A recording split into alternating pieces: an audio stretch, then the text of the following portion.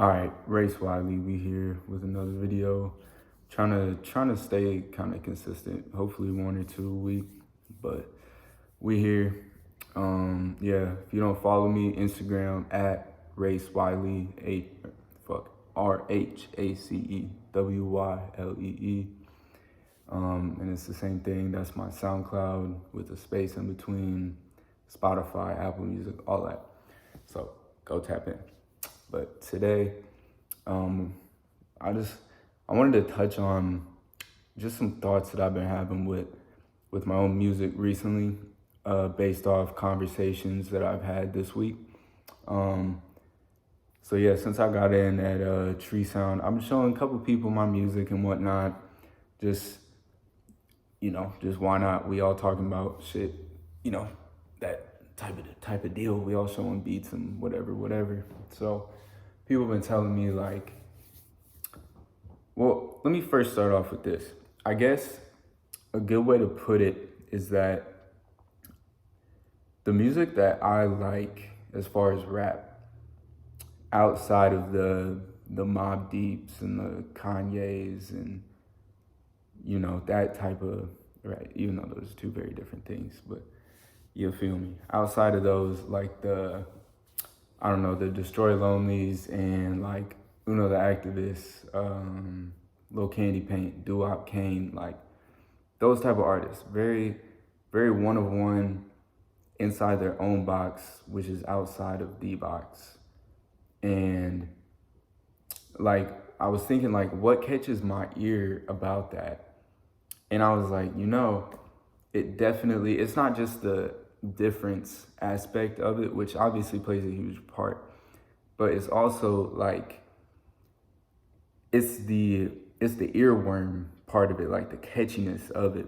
Because on a lot of the SoundCloud stuff, and most of those guys have moved past the SoundCloud, scene now in that kind of musical space, I guess, even though it's been carried on.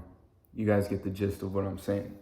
That SoundCloud type shit, like, it's the catchiness of it and all that, like the hooks on there. A lot of them aren't even like hooks like that. You feel me?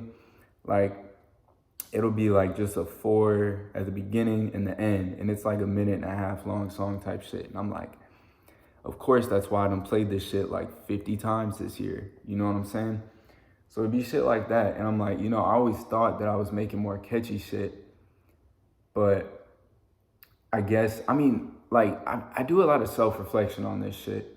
Just, constantly reworking, going back over my stuff. Like, obviously, I'm reflecting on it a lot. But it gets kind of hard to change your perspective as an artist and a creative if you're not getting like constant/consistent feedback from other creatives. You know what I'm saying? And I've always been like not exactly the most confident in my shit, which I'm changing. But I haven't always been the most confident in it, so I didn't always get feedback on it type shit. And like, so I kind of, it's hard to look at it from a different perspective when you're not getting that, right? So like with this feedback and like constructive criticism that I got this week, like it made me really realize the perspective that I've been having with this shit is, and who else? I think it was a Paul Wall interview I was watching like yesterday. I want to say it was him that said it, about how like you should use like the negativity that fuels you for your music, like the people telling you you're not good, can't do it, that type of deal. You should use that not as, I don't want to mess up the phrase or the saying, but essentially what he was saying was like, you don't want to use it at all times and like to the fullest extent. You want it to be there, but you want it to be in a lesser like quantity and like, this is tough to word. But anyway, so the way that I was going about it was just always like, fuck y'all, I'm gonna prove y'all wrong because y'all never believed in me, never said I believe in you, never said I could do it type deal, you know what I'm saying? So it's like I always attacked it, like for real, attacking it. You know what I'm saying? Because I want to attack some people. Like, no lie. Like, I'm not going to, but like some of the shit they used to say and still be saying, and it's the shit they don't say too. For real. Like, it was affecting my creative process and my writing too much to where I'm always like, all right, I have to prove y'all wrong. And I'm just so focused on that sometimes when I write that it loses like the catchiness, and like I don't make a lot of hooks like for that reason, because I always hear a beat and I'm like, oh yeah, I can go off on this. And I do go off, but it's not there's not a lot of replay value to the shit that I make. And that's real essential with this shit, you know? So it's like I can still go off without going like the fuck off, figuratively. You feel me? So I'm working on a new mixtape right now. Hopefully that'll be out here within the next month, roughly, hopefully. So like with that, I've been really trying to get outside of my box, like with flows, and just using the like, to go back to what I was talking about with the SoundCloud shit, like hooks like that to make it catchy. You know what I'm saying? Like, and you guys will understand it more when I put this project out, and like a lot of the songs that are coming soon. Like, it's just a different perspective on it, and like it's good to get that from people, you know? Because if I, for example, like that shit, if somebody would have told me that like 2-3 years ago, well, okay, I can't cap too. It also matters who you're hearing it from, because the people that I've been talking to about it, like, we're all creatives and we're all like in the music shit, you know what I'm saying? So like, I definitely take that more into account than somebody that's not. So like 2-3 years ago, if somebody would have told me that, whether or not you were in the music business or not, I would have like felt some type of way about it, and it would have been one of those things that fueled me to where I'm just like, all right, this is another person that doesn't believe me. I'm not gonna change nothing, because they don't see it like the way I do. But it's like, no, you gotta be able to see it the way that they see it too. And so like this week, I've been really like taking myself out of my own head and like putting myself, see, this is where it gets trippy. I've been taking myself out of my own head and looking at myself through myself. All right, hear me out. Looking at myself as somebody that I would go and listen to, because I make music for myself that I would like to hear. But at the same time, I feel like I still end up listening to other people more. And to bring up Duop Kane one more time, he's always like, yeah, like I just listen to myself and shit for the most part. And it's like, all right, like I'm trying to be like that, you know what I'm saying? Because I don't know, I don't care who it is. Like, the way that I feel is that like nobody can fuck with me, and I feel like that's how you're supposed to feel as an artist, you know? So like, I'm trying to look at myself in right now. I'm looking at myself through myself, in the sense of, would I listen to this all the time? And taking myself out of my own shoes, I'm like, you know what? I see what people have been telling me and saying. It's like, you know, there's a lot of value to that shit. Like the earworm aspect, and like just switching up flows too. I felt like I was better at that than I am, I think. And again, just I feel like I haven't been analyzing music the way that I used to over the last like year or two, and my shit's gotten kind of stagnant. Even like just in a lot of ways, like as far as like the writing and like the structure goes, I feel like it's gotten pretty stagnant in some respects. So it's interesting. So I'm trying to take a different path on it, and by like trying to take this different path, I hope that you guys will be able to hear it, and I might not be able to explain it to you, and you might not be receptive to it as like maybe a person that's not like an artist or creative like that. But at the same time, it might be blatantly obvious in the way that like you're playing it more and you're listening to it and you don't even think about, you know what, he did throw a hook on this one and this hook's fire. Like that's why I'm going back to this one. Like type shit. So I've just been really trying to get at that more. Like just not because there's like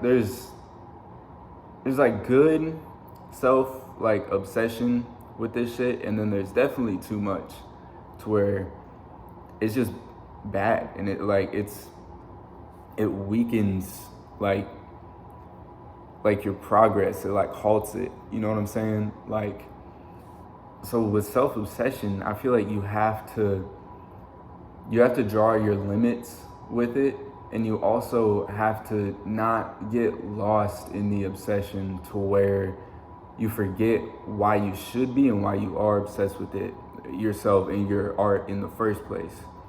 You know, and I feel like that was something I forgot for a minute, and it kind of reopened my eyes this week hearing it from a couple people and then going back hearing it myself, and I'm like, yeah, like, you know, maybe if I do take that into account, it would sound better.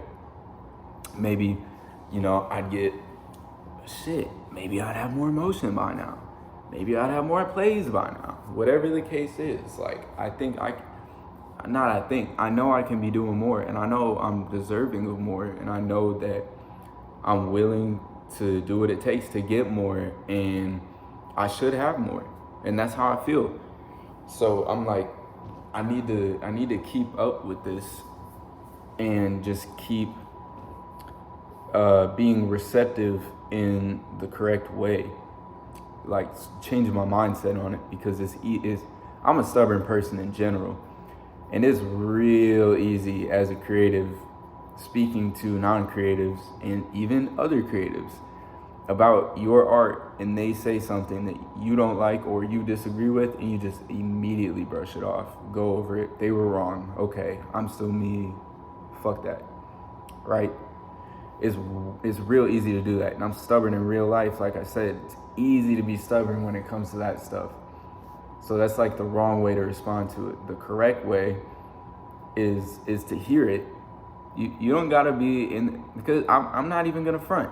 I'd be lying if I told you in the moment I was like, you know what? Maybe like, I'd be lying if I told you in the moment I was feeling how I'm feeling right now. Is a better way to put it. Because still in the moment, I'm not gonna lie. Like, they had said it, and I definitely reverted back to that, like, internally, like, man, they don't know what they're talking about. Like, they just don't hear it like I do. You know, I definitely did that, like, in the moment. But then, like, you know, a couple minutes later, it's still lingering, an hour or two, day or two. And now I'm over here like, you know, there was some validity to what they said. And they're not wrong for saying what they said or feeling how they feel about it, even though we disagreed on it. This is some real maturity shit, because I probably would have laughed at a message like this a couple years ago. Straight up.